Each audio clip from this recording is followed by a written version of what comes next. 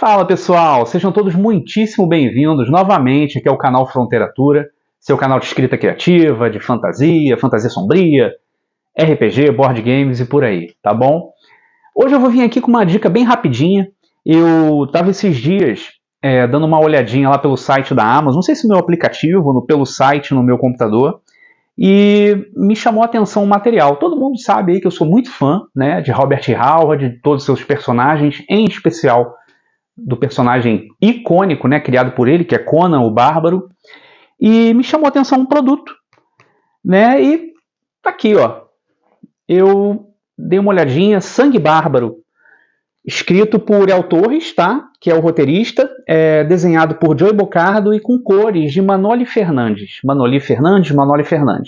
essa trincazinha aqui, guardem esses nomes, tá, não os conhecia, fiquei conhecendo por esse material aqui, tá? E vou falar um pouquinho sobre ele, dar umas dicas aí bem rapidinhas, dar essa dica aqui para vocês. Eu li e o que eu achei a respeito desse material, tá bom? Então, pessoal, sobre o que é esse quadrinho aqui de Sangue Bárbaro, né? Nesse quadrinho, a gente vai encontrar, né, um Conan rei, já bem mais velho, eu não diria idoso, mas já talvez na altura dos seus 50 anos, por aí. E ele já rei da Aquilônia, né? Só que a gente vai encontrar uma versão diferente desse rei Conan, que para quem é fã já conhece, na história que nós conhecemos, a partir do momento que Conan usurpa o trono do reino Medídes, o antigo rei da Aquilônia, que é morto por Conan, ele se torna o regente, o usurpador do trono da Aquilônia. Ele se casa com a Zenóbia, que se torna a rainha, e ele vai ter os filhos dele. Con é um deles e outros filhos. Nessa linha do tempo aqui, nessa versão de Sangue Bárbaro, nós vamos ser apresentados a um rei Conan que vai ter, da mesma forma, ele vai usurpar o trono aquiloniano e ele vai ascender ao trono, vai se casar com a rainha Zenóbia e vai ter um filho. Ele vai ter um filho também chamado Conan. Esse Conan, esse príncipe Conan, diferente de outras versões, a gente tem o desenho fantástico. Não quero dar muito spoiler, não. É um quadrinho muito rápido, muito tranquilo. E dentro aqui da história, nós vamos ter um príncipe Conan muito ativo militarmente. Ele deve estar aí na casa dos seus 16, 17 anos, talvez aí no final da sua adolescência, já no início, como um jovem adulto. Eu diria talvez até uns 20 anos no máximo, não fica muito claro isso. E esse príncipe Conan, ele é extremamente responsável. Ele, diferente do pai, o rei Conan, ele é extremamente dedicado à coroa, ele entende as responsabilidades do trono, as suas responsabilidades como príncipe, tanto é que no quadrinho ele vai estar numa campanha, liderando uma campanha das tropas aquilonianas, com auxílio de um general fiel ao rei Conan, que é o Palantídes, um antigo general da coroa, muito fiel e muito amigo tanto do rei quanto do príncipe. Ele vê no príncipe um potencial líder lá na frente, o que é verdade. Então, o príncipe Conan, ele está liderando uma campanha, não fica claro ao certo se é uma campanha punitiva ou uma campanha só de expulsão de fato dos Pictos, que também estão numa nova campanha, mas há uma ligação, uma junção entre uma das mais icônicas histórias de Conan, além do Rio Negro, incrível, uma história maravilhosa, quem é fã sabe dessa história, e há uma junção direta entre essa história, além do Rio Negro, e o roteiro aqui de Sangue Bárbaro. Então fica a dica, maravilhoso, tudo azeitadinho, redondinho, colocou direitinho aqui dentro da história. É uma continuidade muito bem colocada. E o príncipe vai lidar com essas questões, ele vai encontrar, lidando com os Pictos, e fica claro que ele não tem, como príncipe, escrúpulos em matar inimigos, presos, Pictos. Ele lida com os Pictos como se fossem, de fato, selvagens mesmo, sem direito à apelação, se tornar... Nada disso, ele vai lá e aniquila a ameaça à coroa aquiloniana, se for o caso. E ele vai conseguir resgatar uma pessoa, uma mulher, uma bruxa, uma feiticeira, e ela tem poderes de... Ela não é que ela preveja o futuro, mas ela consegue ler linhas do tempo, caminhos que vão ser tomados ou não pelos personagens os quais ela tem contato.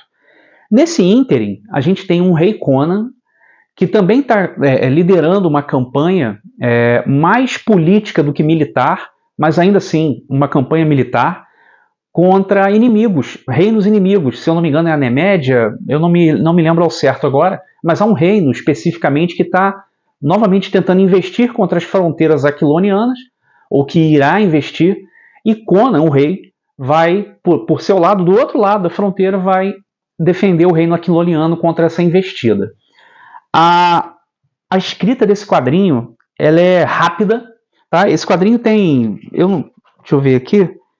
Eu acho que deve ter, não sei, deve ter no máximo 150, 140 páginas, não está escrito aqui. É bem fininho, é uma leitura muito rapidinha. Para quem é fã, é um prato cheio para você ter o barbarismo, é muito visceral, a história é muito direta, ela não deixa ponta solta, ela começa, meio e fim, é perfeito. Então a gente vai ter o Príncipe Conan lidando com essa ameaça dos Pictos, que estão tentando reaver a refém que o príncipe resgatou, e ao mesmo tempo a gente vai ter também a presença de um rei Conan do outro lado, não junto do príncipe nesse primeiro momento, mas de uma forma que a gente, mesmo que a gente conheça nas histórias clássicas do rei Conan, um Conan não é rabugento, mas mal-humorado, ele não se dá bem com os deveres da coroa, ele não se dá bem com os afazeres de um soberano, né? Ele é um bárbaro, ele cresceu e ele chegou no ponto máximo da vida dele, que ele poderia entender que era se tornar rei. Ele queria se tornar rei do seu próprio reino, e ele se torna rei da Aquilônia. Só que ele não fica feliz com isso, por muitas vezes ele sai para se aventurar e deixa a rainha Zenóbia no trono, quando não um dos filhos, um príncipe. E nessa linha temporal, o rei ele está mais rabugento, mais mal-humorado. Eu diria até, não mal-humorado, mas ele chega a ser melancólico. Ele está infeliz com o peso da coroa, literalmente na cabeça dele. Então ele está quase largando tudo para se tornar novamente um andarilho, um bárbaro solto no mundo. É muito filosófico essa parte, tem muito da filosofia do próprio personagem do Conan aqui, que ele chega, ele deixa de lado o barbarismo que o formou como o homem que ele é, e se torna um rei, mas ele não, de fato ele não é feliz com isso. E no decorrer da história percebe-se que Zenóbia se perde da história dele. Ou a Zenóbia morre, ou a Zenóbia, né, se separa do rei, encontra outro destino. Em dado momento, quando no final da história, e porque essa revista é muito isso, é um embate de gerações, do entendimento do príncipe Conan e o entendimento do rei Conan. O sangue bárbaro circula na veia de ambos, mas um não quer ser um bárbaro, é o príncipe. Ele renega o barbarismo, a selvageria, até do pai.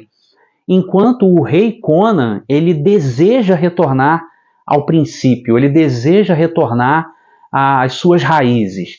Esse quadrinho é sobre isso. Tudo que está ao redor, toda a história que é muito bem montada, os personagens estão lá, é tudo redondinho. Mas a história é sobre isso, sobre como nós temos um príncipe que tem um entendimento sobre a coroa e um rei que não quer mais aquela coroa. Até a gente chegar a um momento em que os dois terão um embate físico mesmo, isso já lá para o final do quadrinho. Isso fica muito claro. A todo momento você vai ter, nesse quadrinho, flashbacks da infância desse príncipe Conan com o pai. Esse trecho aqui que eu estou mostrando em particular, ele é muito significativo porque quem lembra do filme de Conan o Bárbaro, de 1982, de John Milius, vai lembrar da cena que abre o filme. A cena que abre o filme mostra o pai de Conan com Conan no topo da montanha, e o pai de Conan fala: Conan, nunca confie, jamais, em homens, mulheres e bestas, porque em nenhum ser vivo você pode confiar. E ele mostra a espada e fala: nisso você pode confiar. É o enigma do aço. Para o pai de Conan, nenhum ser vivo é digno de confiança total, a não ser o que ele pode controlar com a força do punho dele, que é o aço. E nesse quadrinho, o Conan, que lá atrás aprendeu com o pai dele que o aço é o mais importante de tudo, a história de vida do rei Conan vai fazer com que ele mostre na neve, fazendo o filho sofrer lá, isso, a própria rainha Zenóbia vai enchendo o saco disso, porque existem várias circunstâncias em que o rei Conan vai testando o príncipe Conan de forma até cruel, porque o rei Conan está cansado daquela vida, então ele quer mostrar como se fosse de uma forma turbo ao filho tudo aquilo que ele passou a vida toda para aprender. E é cruel com o príncipe vai crescendo dentro desse modelo. O pai, o rei Conan, ele é cruel, ele é ausente, ele é muitas vezes bruto com o filho a todo tempo. E nessa ocasião em que ele está lá na neve, que eu mostrei aqui, ele vai falar: filho, eu aprendi que o mais forte da vida é o que a gente aprende sobre que o aço é o que a gente tem que confiar, a arma que a gente carrega, o aço é o que a gente tem de mais confiável em nossas vidas, mas não que é o que há de mais forte na vida, mas não, o que há de mais forte é a sociedade, é a civilização. O rei Conan fala isso, mas aí ele complementa: mas essa própria civilização, que é o que tem de mais forte que a gente pode encontrar na vida, ela já está corrompida. Então, olha isso, a gente vai encontrar um rei Conan, como eu falei, melancólico, pessimista, e no final do quadrinho a gente vai ter um embate encarniçado entre pai e filho, literalmente, vão brigar, vão se bater, vão se machucar, e eles vão se reencontrar. Eles vão se reencontrar, e não vou dar spoiler quanto ao final, do que vai acontecer, e essa linha do tempo eu achei extremamente interessante, achei um quadrinho, como eu falei, muito rápido, muito sagaz. Achei que tanto o roteiro quanto os desenhos são justos, e fazem justiça, tá, ao personagem de Howard. Não achei nenhum demérito, nada depreciativo, muito pelo contrário. Vi no autor e no desenhista e no arte finalista, quem fez as cores também, uma obra apaixonada de quem realmente é fã de Conan. Quem sou eu para falar ou julgar, mas essa foi a minha impressão.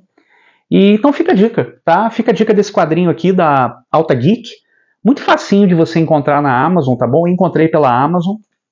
É uma dica aí para quem é fã de Conan. E também para quem é fã de espada e feitiçaria, de fantasia em geral. Você não precisa ser fã de Conan, ou precisa ter um conhecimento muito prévio, muito profundo para entender não, tá bom? Tudo aqui é fechadinho, com início, meio e fim. Uma história muito legal para você guardar, tá bom? Fica a dica aí, tá bom? Sangue Bárbaro.